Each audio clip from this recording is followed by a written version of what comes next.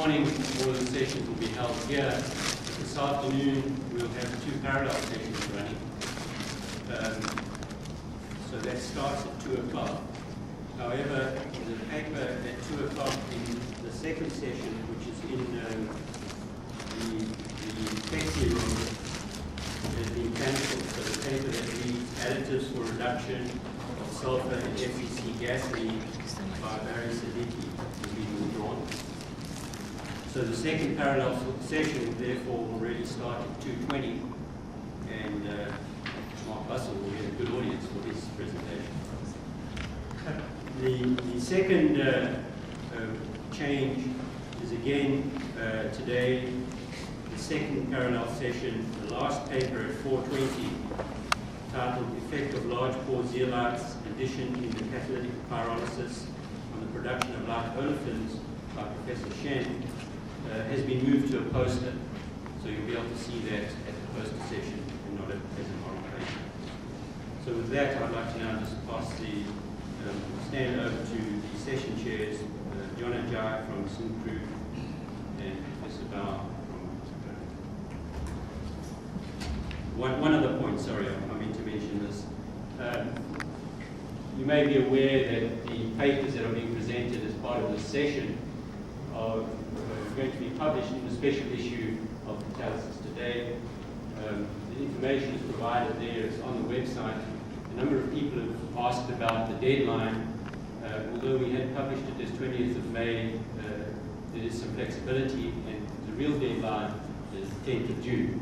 So please, if you're interested, feel free to submit the paper electronically through the Elsevier website. Okay, good morning. I think we'll come to our real business. The first speaker, and the keynote speaker, will be Keng Chung. Keng is a colleague of mine at Syncrude. However, he's worked with Syncrude for over 18 years.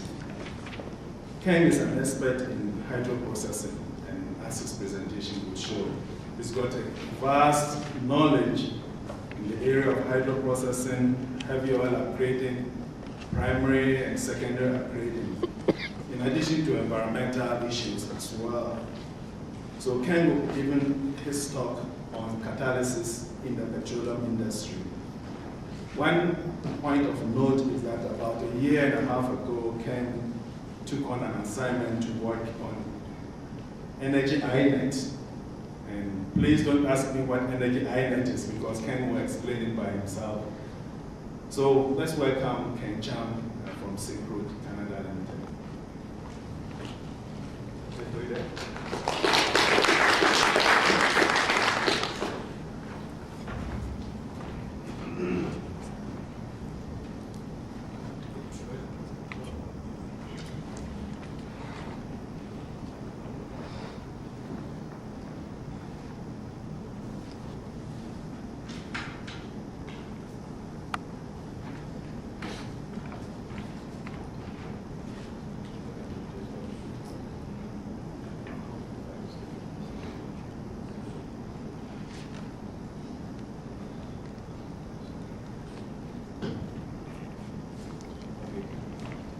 It's on the back.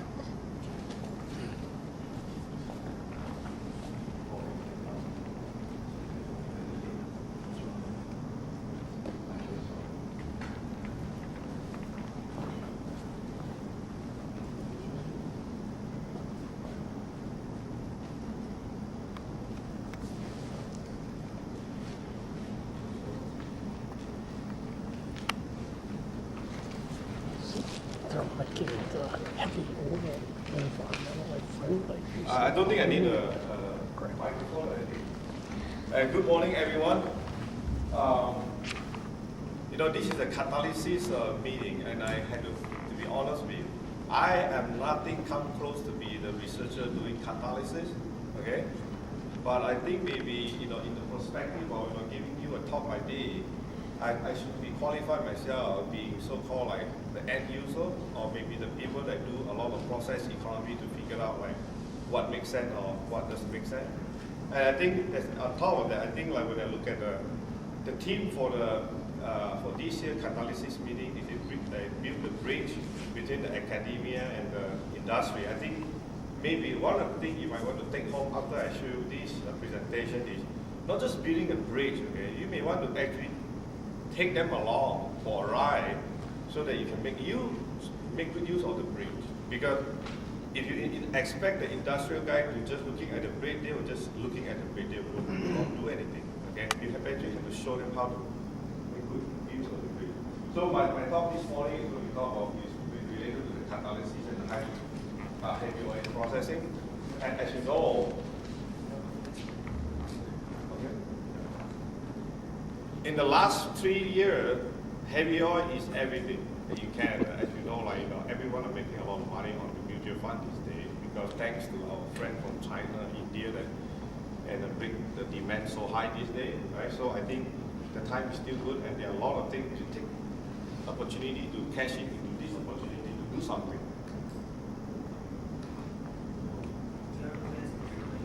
Okay, sorry. See, the technologies fail me.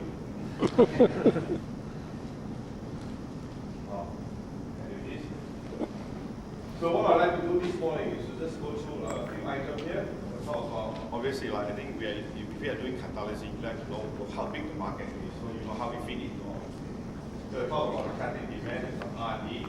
We'd like to go through some challenges. We talk about some of the research lab versus the commercial plant, how we look at it from the catalyst point of view. We'd like to talk about some Canadian dilemma. I know some of you might be kind of jump in, and I guess sorry to say that, I have been in the business long enough, I kind of see a lot of things going on. I think maybe you should fix it up before you can do something. And then I get into the so-called the main course here is talk about heavy oil processing. We talk about some sustainable development. Obviously, that is very important these days. Identify some knowledge gap. We talk about how we should maximize the value chain of the bitumen. Instead of just burn them, okay? There are better things to do with the bitumen. Then we touch on catalysis R&D, that what we should focus on, in my view. And then I'd like to basically just talk about some of the recent international collaboration that's going on between Canada and the rest of the world. And then I will give you a summary of what I'm doing this morning. So to just try to put things in perspective, I guess I know a lot of people would just go through all the R&D data. I'd like to show you something in perspective in how we fit in, and is that a career for everyone in this room, especially some young graduate students here. Obviously, when you just look at here, it looks like this is a pretty good business to be in for a little while because it seems to be everything is looking up. And these are basically just based on some of the, the more leading industry catalyst manufacturers. So obviously, the one I'm going to focus on, the latest only thing that I know of, petrol refinery, and you can see from the data that it's very good, like 3% growth, just like the Canadian economy, I guess. When you look at it, it's 3% growth every year for the last few years. So that's good. So again, put some nut and bolt kind of thing so that you can see how things are, look at it differently from the laboratory and the commercial plant. For example, if you're looking at the research lab, when you actually run the experiment, you talk about from the operation point of view, typically we use a so-called water compound, and we have an ideal reactor system in terms of how the flow pattern and the flow distribution, and in terms of how you control experiments, you have run at a constant temperature or aromatic reaction, or set the pressure or set the flow rate. But if you're looking at commercial plant, never been ideal. Okay, for instance, the kind of feedstock we talk about usually is a mixture of the thing that we don't even know what it is or hard to define. And then the next thing is like whatever you talk about the reactor system here is nothing come to be considered as like a one-to-one type scale. It's very difficult to actually scale a lab reactor to a commercial reactor. And then we talk about so-called like control experiment. And what we have is a dynamic operation. You see that if you run a plant, you have trade, you have all kinds of things that beyond the control, and you have to respond to those. And then at the end of the day, when you look at the data, you ask yourself, what's going on? Is it the catalyst that actually give me that, or something else? And on the catalyst side, I think this is your bread and butter here, like catalyst property and performance. And in here, we talk about what is the optimal design and how well we can basically kind of design certain catalysts And in doing the test, we basically talk about, like, for instance, we eat the lab condition, and not too many people that actually have a long pilot program in the lab. You talk about maybe just looking at the initial activity. In the commercial plant, sometimes, depending on what the protocol of the manufacturing and the material and the cost available, you are limited in terms of the kind of catalyst that you can make. And then the next one you look at here is like when we talk about the catalytic activity in the commercial reactor, we never talk about just the initial activity, we talk about the activity that can go from a few months to years. Okay? At the end of the day, for example, when we talk about in the research lab, we most of this focus on science, but in the commercial plant, we talk more in terms of the economy. So in other words, you can have a very good catalyst, but then if you don't kind of like get to the right, so-called the life cycle time, chances that we never use them. So these are some of the trade-offs that we should think about. And then I'd like to touch on political Canadian dilemma. I think there's a bigger problem that we have in Canada as far as the defining Canadian goal is. We don't even have one Canadian manufacturer. Okay? So for instance, like, I just want to give you an example. Back in the late 80s, at that time, National Research Council in Ottawa, they would like to start up so-called a Catalysis program. Okay? And by the time when the industrial kind of feedback, advise what NRC should do, they end up being abandoned the initiative, and they changed it to functional material. So today, if you look at I think one of the NRC institute, at least you don't see the new catalyst, but it's not functional material. Just to give you a perspective of how the industry or the people look at how important catalyst is.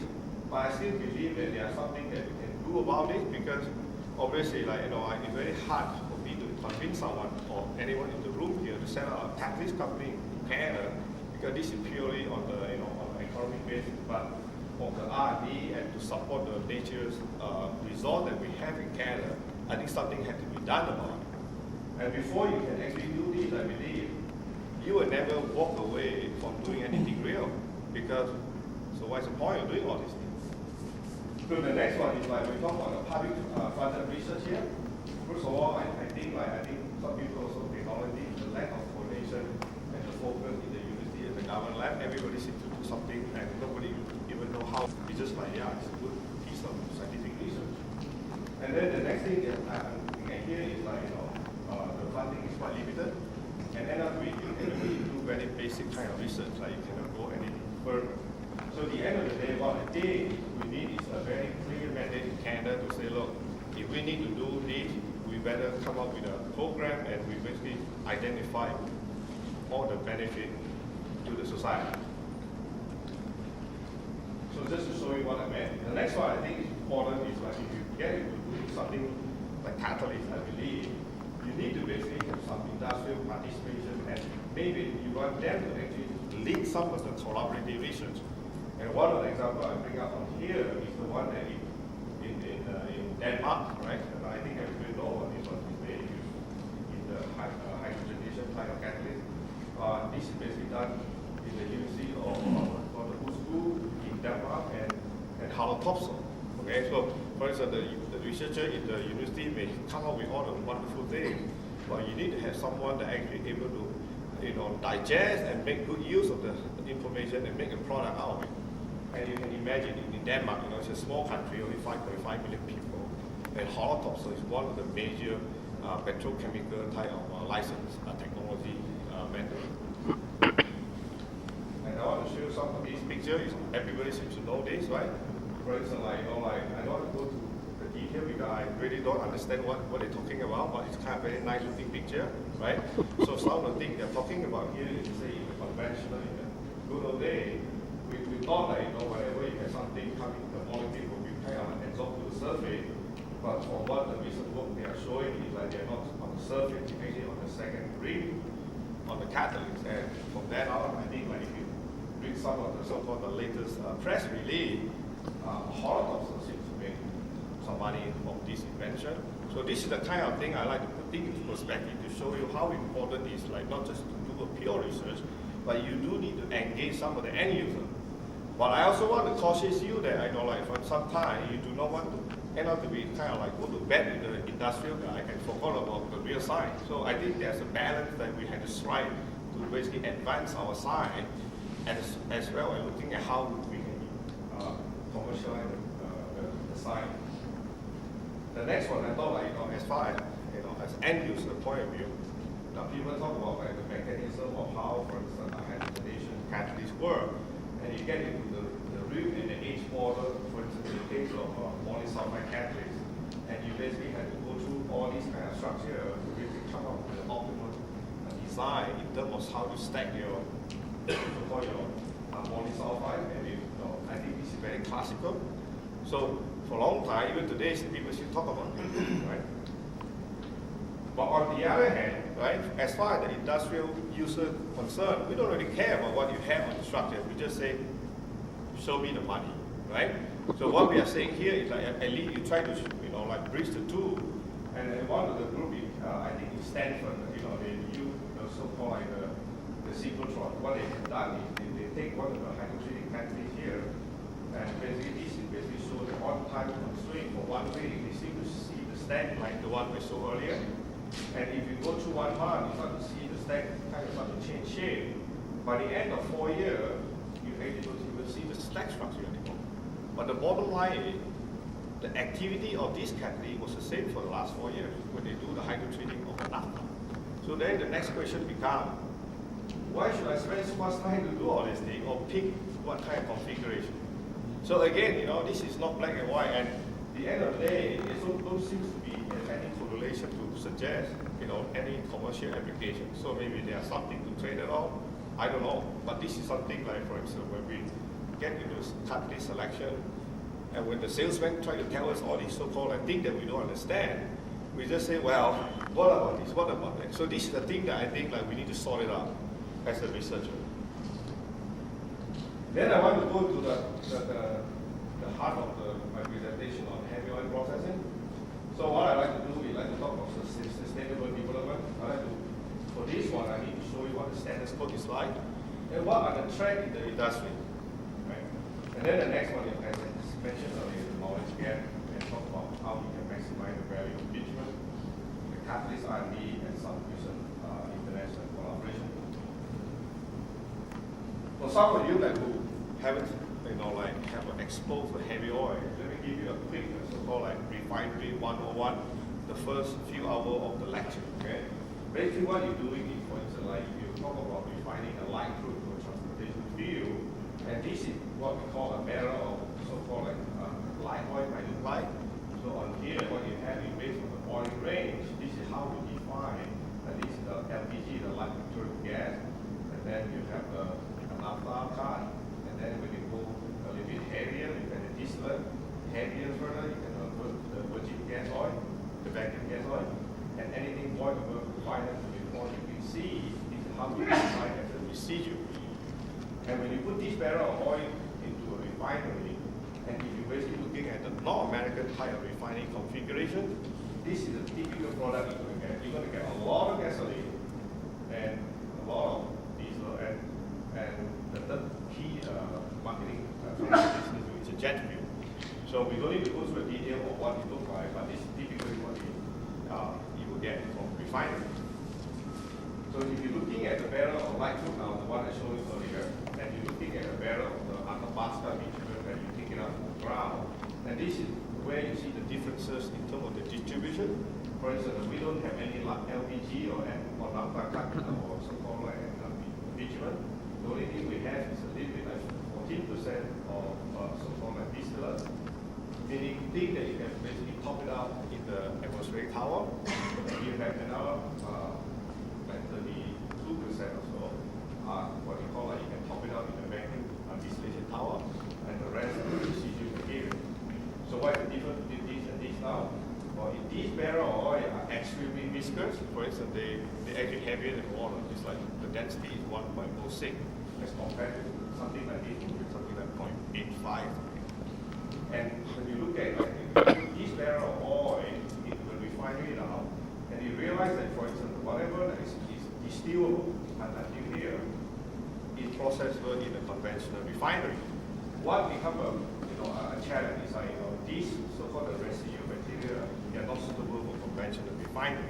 So this is why we start to hear about upgrader and all those kind of things. So this is what you are going to do. So in sequence or cycle, that's how we are doing the process. We put this material in what we call an upgrader, and basically what it is coking and a hydrotreating process. At the end of the day, well, you make a lot of coke, obviously, like this is what we call coking. A lot of this material end up in coke, and today we basically use the coke for land reclamation because we just can't find a home for it because there's too much sulfur in it. And along with doing hydrotreating, we also make a lot of sulfur. Like we have about something like 5 million tons sitting on the ground today, and anybody find someone want to take it out, you're more than welcome to sort it out, okay? At the end of the day, what happens is like for a barrel of oil, when you go through the so-called upgrading process, obviously with the coke that you make and the sulfur you make, you get about, from the weight, the basis is about 0.72%, it's 72%. In other words, you basically swing from the barrel to something less. And this is what the synthetic oil looks like. And the way it was synthetic is just because it's a man-made, going from this to something like this. And we still basically provide this as a feedstock to the refinery. This is how we call synthetic oil. Obviously, when you look at the composition in the synthetic oil, this is what we like to call as an intermediate, so-called refinery product. So we now have some like LPG, we have some naphtha, some diesel, and then the rest are heavy gas. Then the next thing is like what to do with this. So this is typically what we are doing in the upgrading plant. We're going for 7 API bitumen. After we go through the process, we make about 32 API kind of synthetic crude oil. So it's equivalent to a light crude from the physical property point of view. So how the refinery take this material and use them? So obviously, if you compare to a conventional crude now, this is the barrel. So compare to conventional crude and compare to the barrel of synthetic crude oil, and you can see that because this has been going through some kind of hydrotreating process, and as of today being before June the 1st, 2006, if you're looking at the diesel cut, this is the diesel cut, like equivalent to what we buy in the market. This is only like 300 ppm. And the market, the so-called root diesel today are basically spec at 500 ppm. And this is why the refiner are paying a premium for this synthetic crude oil today, because half of the barrel of this material, they actually is a blending stock. Meaning they don't need to do anything, they just go through a distillation tower, and they can sell whatever they buy from synthetic crude oil supply. The last one they need to do is basically go to an FCC or hydrocracking to basically convert this fraction to diesel and gasoline. So this is this is why we call the premium synthetic crude oil feedstock. So those are some of the good features. The bad one is I shouldn't it's not that bad. It's just all relative. For example, when you look at here now, because this is a very aromatic kind of feedstock from the bitumen, so you expect like come up from this kind of feedstock is also very aromatic. So we do have kind of low CH for diesel material. And another thing we notice that because we have a lot of diesel car, and if you look at barrel to barrel, if you talk about, let's say, if bitumen become a major feedstock, then we may have a problem in finding the market for this kind of feedstock because we tend to make a lot of diesel. And North American market, even the SUV, you burn a lot of gasoline. So there's a mismatch in terms of product distribution in terms of what our feedstock is like.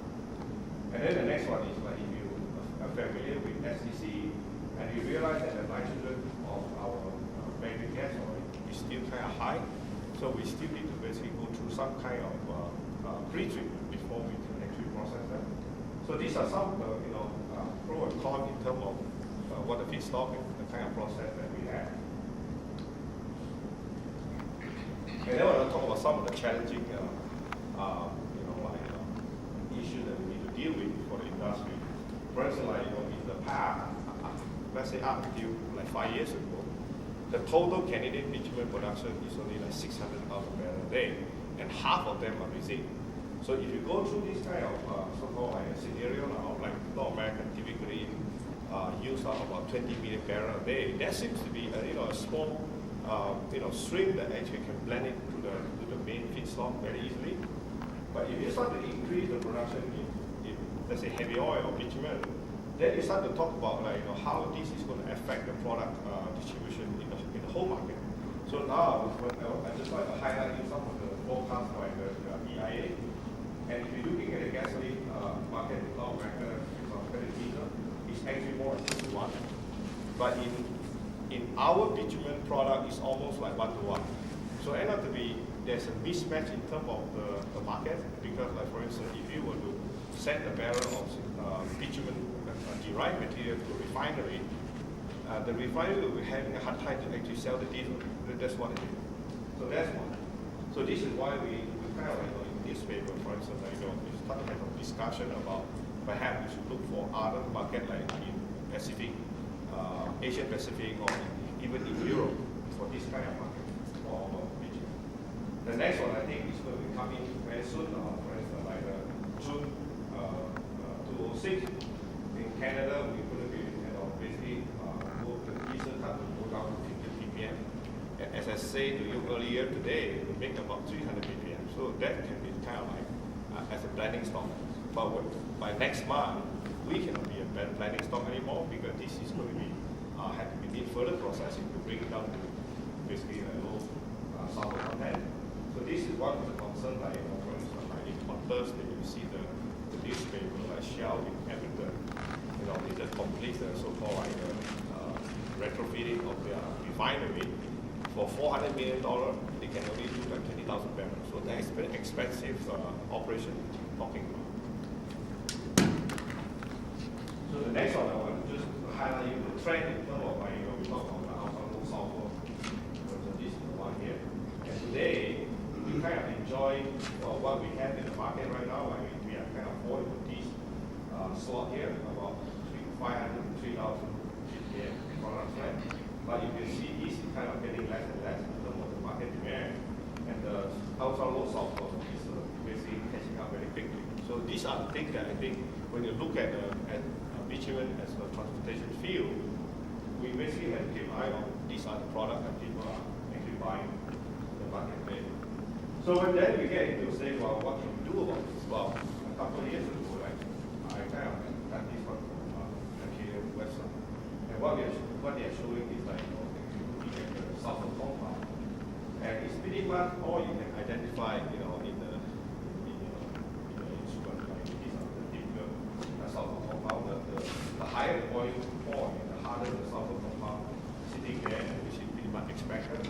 And the next one we have a couple of years we actually see to be some of the more detailed characterization of what the so-called distillate product that we're selling. And what we found is that basically in terms of the chemical species, the so-called oil, for instance, the speculation at that time was like maybe the bitumen type of oil, they have a different type of chemical compound than the conventional crude oil. Well, it turned out to be not true. The only difference is the composition are different. That we still have all kind of species sitting there, it's the same as what the light crude oil, except the composition is different, so make it a little bit so-called unique. So having said that, the next question is, so what can we do about it? So what I like to do is I like to kind of highlight a few things that we published over the year.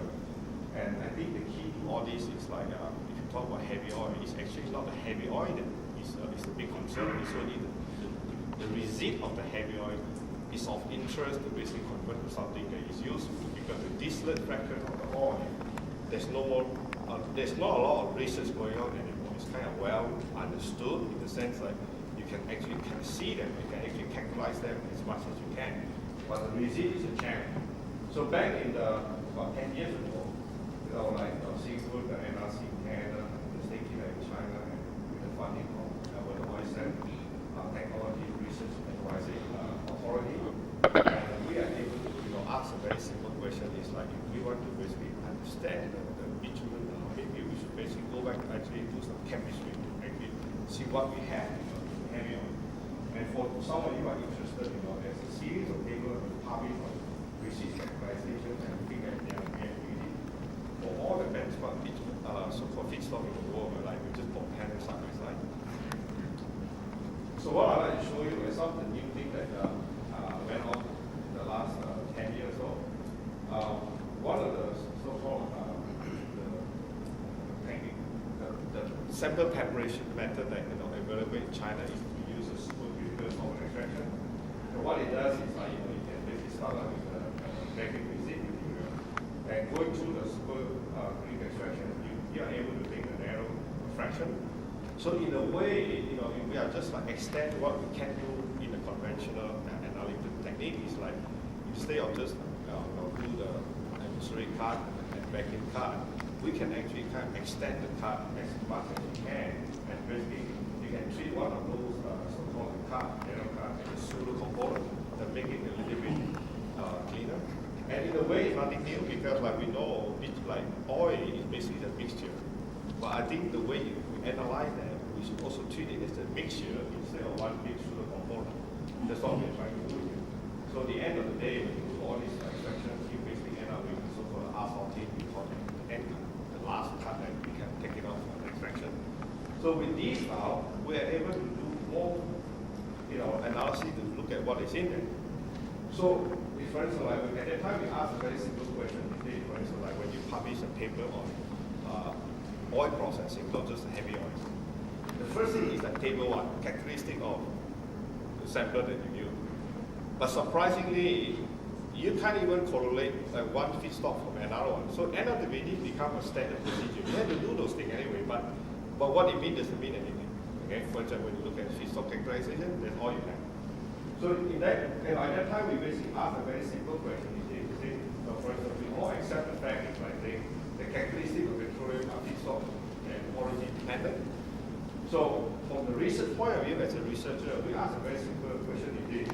Maybe we should know how they're different, and what they're different, and why they're different. Right? So maybe that is just to satisfy the academic kind of curiosity. But on the other hand, if you start to look at the bigger picture now, you start to ask the next question. It's maybe there's incentive to know why they're different, because we then don't have to basically treat them so discrete, one oil is different from another one. And one of the examples I want to show you today, for instance, obviously people talk about heavy bitumen, you say, you need an upgrader. But is it the need, or is just why we need an upgrader?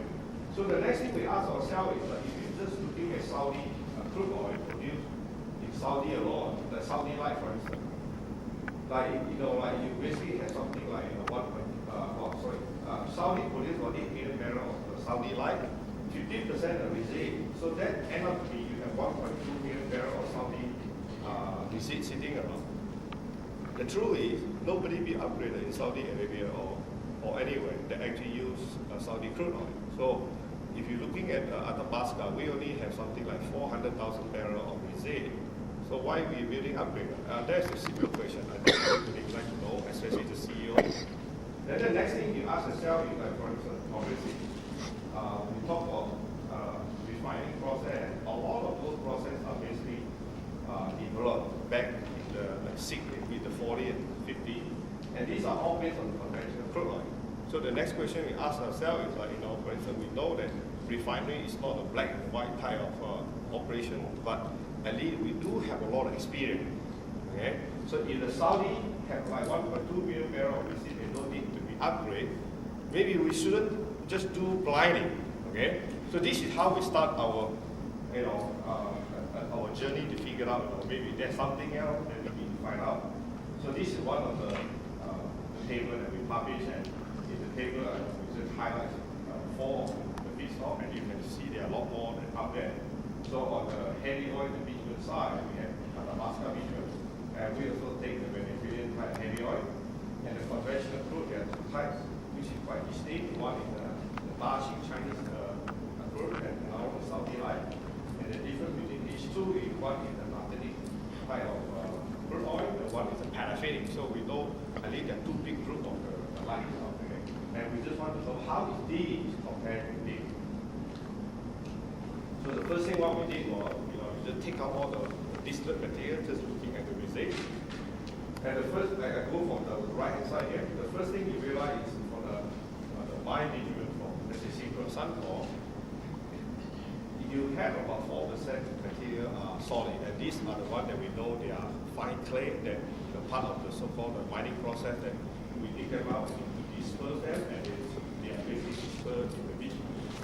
And if you're looking at Venezuela, it's basically heavy oil produced by coal production, you can only about 0.2. And if you're looking at the conventional crude, whether it's the Chinese Dashi or the Saudi light, you have nothing. So we know one of them. The next one, like we talk about the asphaltic content now. At Alaska, you get about 40%. These are based on receipt. Okay, receipt is not the whole picture, it's only the receipt. So we all compare like orange and orange, not like orange and like apple. So for the Venezuela, you still get about 40, it's very similar to what we have. But for the light crude, you only have about 20%. So these are at the obvious thing that you will do in the lab. Okay, just do the receipt. Then the next one we're looking at, like I'm just looking at molecular weight now. So again, the starting point here is about 524 degrees C, and you expect as you go deeper and deeper to cut. So these are all the so-called narrow cut that I showed you earlier. So you're just looking at the molecular weight, and you expect the molecular weight to kind of correlated with the volume body. So you go deeper, you go up, and at the end of the day, when you look at here, it's like basically all here pretty much kind of like overlap or they kind of coming down with a bit. Like here, it's very distinct. A bit like Alaska, you have like probably the molecular weight is about 3,000, and the amount is slightly different. And again, we're not going to argue about or discuss or even debate about how these are done. We all done on the same basis. So if you basically start to have bias, all bias. So I know some of the guys that talk about asphaltic, they like to, right? The guys say, I only have 5 minutes, so I need to wrap. So the next one we talk about is like the hydrocarbon ratio, you see. This is what you get, regardless of what kind of oil where it comes from. This is the Saudi light, in Alaska, this is Venezuela, they all overlap. And this is the last. So you start to see something like that. And then the more you look at it, I'll try to look at so when you look at the hydrocarbon ratio, I'm always expect to see the organic content very much correlated.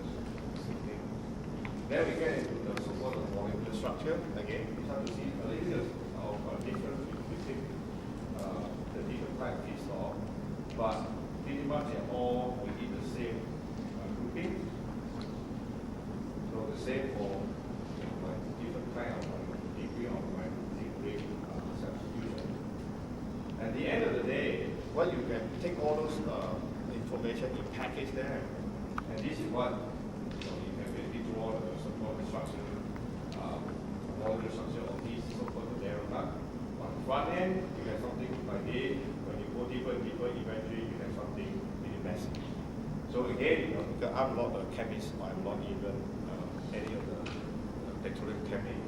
The only thing I know is that I asked many years ago when I first joined Synchro, I said, why the hell we do this complicated the process? At the end of the day, we just want to basically have the oil, and I want to sell a product. So I asked the guy, I said, what kind of product we need to sell? And the guy was saying, well, the heaviest transportation fuel that we can sell are the molecule that shouldn't have more than 4 rings, in other words, 3 rings alone. So when I look at it, I kind of amazed in the fact that if you look at the molecule now, even the front end material only has 2 rings, this one is like 2 rings, but they're kind of connected together. This one has 3 rings, but at the end of the day, when you look at the last one, it's very messy. So I was telling them, well, why can't we take them out and we can just use some of the low severity process to chop the side chain off, and then we are done. So again, when you look at a lot of the process that we know today, it turned out that none of them are very much scientific in the sense that you justify on the side, but it's more on the story. So this is why, this is what the molecule I showed you earlier about the last one, right? But this is definitely not the one that we like to process in the refinery, because we know this molecule is like can be processed. It's just like we are not willing to pay the price to do this kind of conversion. So at the end of the day, we continue on to look at some of those so-called nitrogen contaminant that we are talking about. And these are the sulfur. Obviously, you start to see some differences in terms of the sulfur or even the benefit. They're different in terms of the feedstock. Okay, so now what I'm trying to show is that at the end of the day, what we found is that chemical characteristic of whether it's a catalytic, obviously catalytic are slightly different from the rest of the catalytic oil. And chemical structure point of view, basically what you see, all the extractable material are very similar. And obviously the Saudi material, you have the Saudi, and then obviously you have the depending on what it comes from, you have different kind of contaminant. So now what I'm trying to say is like, most of the chemical structure on the feedstock are the same, but the contaminant level are different depending on where they are. So since we don't have time, we don't want to get into a little bit detailed type of discussion and to show you what's the difference between those. But I just want to touch on very briefly what we see, what we can make improvement on the process. So what I try to do here is I say, if I looking at a 2025 projection, the world is going to be required something 130 million barrel of oil. Okay? So obviously, a lot of this oil will still have to go through conventional mining. Okay? And if you're looking at heavy oil, we're only going to produce 8 million barrels, including Venezuela, Canada, or some other places, South America. So what we suggest is that the only thing different about oil is actually the aspartate content. Okay? So what we're going to do is we're going to basically take them out, and then we can create a genetic feedstock, and then we can blend it in, and basically what we end up doing is steel back to the conventional refinery. So in doing so, I want to show you another one. Why I think it's so important. Because if you're looking at refining process, a lot of those have been around for like good more than 60 years. And the reason they are there, because there's a reason why they are there, because they are doing a very good job. And sure, they are all improvement on all these so-called like key refining process, but they are all there. So we don't expect like the refinery will actually do any major changes to adapt the 8 million barrel of heavy oil.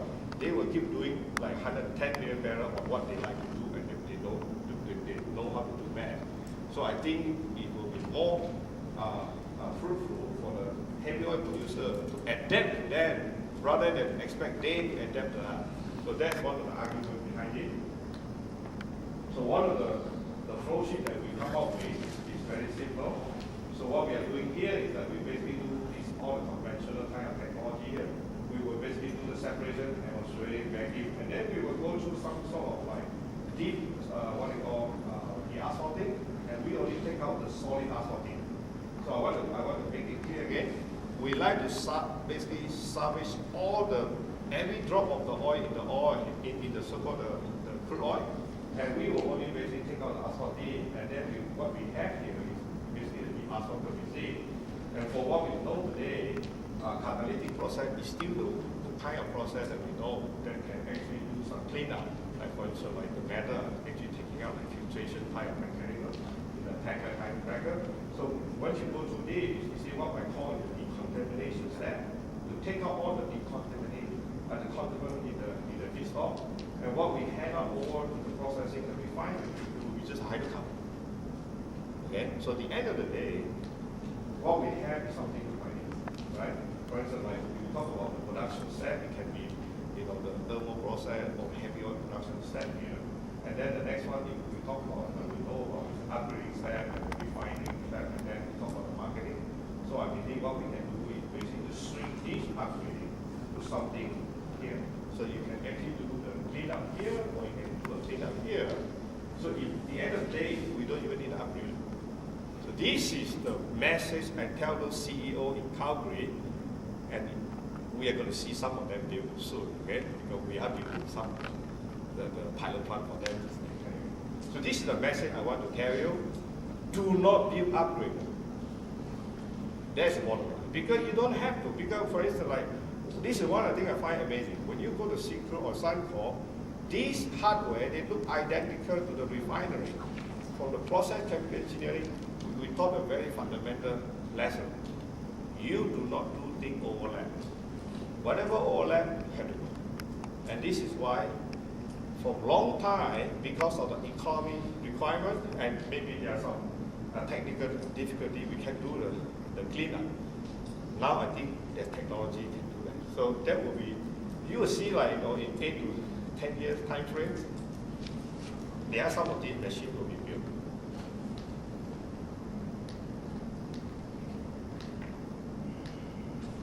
Okay. So we talk about some of the things that we can do. Obviously, like we kind of try to make the things simpler. But at the end of the day, I think in our business, it's still the same. We have to go for the high yield because that's the economy. We have to reduce the capital cost, operating cost, and everything. Okay, so kind of run out of time. I need to take a look at it and we can discuss more. I think on the catalyst side, there are a lot of work that we still need to do, and we can basically do something to reduce our operating cost.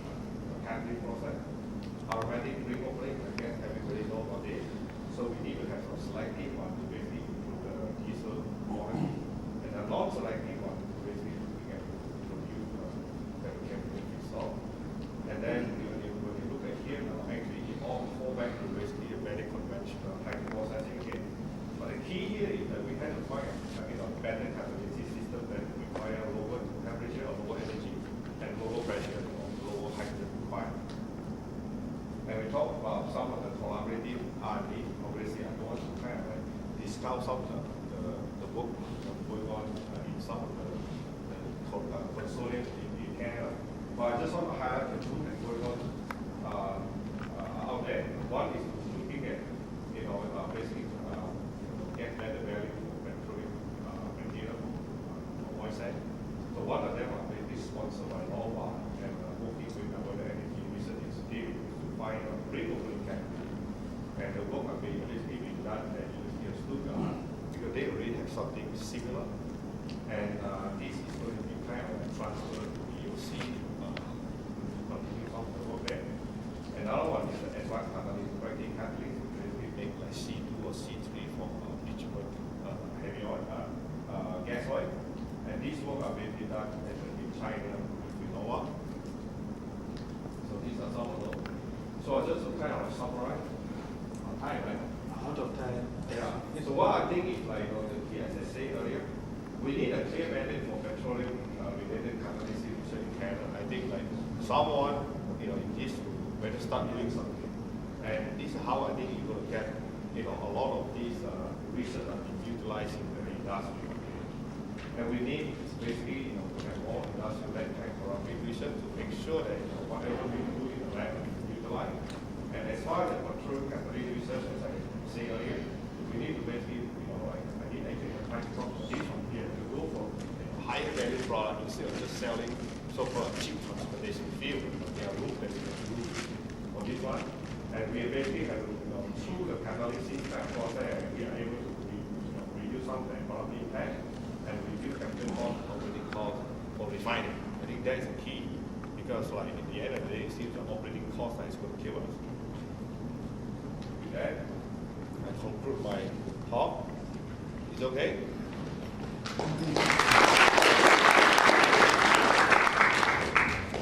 Thank you, Dr. Keng. We are far behind time, so I think Ken will hang around during the break and you can get hold of him and ask him any question relating to his presentation. So let's give him.